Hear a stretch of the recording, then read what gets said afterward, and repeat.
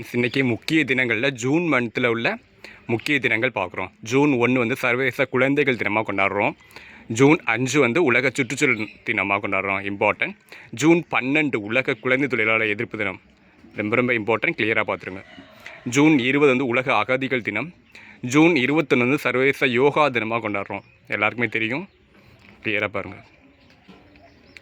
June 23 வந்து சர்வதேச Olympic தினம்.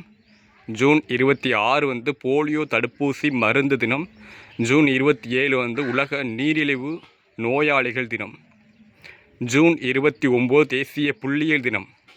இது வந்து பிரசாந்த சந்திர மகளனோபிஸ் அவருடைய பிறந்த நாள் வந்து தேசிய புள்ளியியல் தினமாக கொண்டாடுறோம்.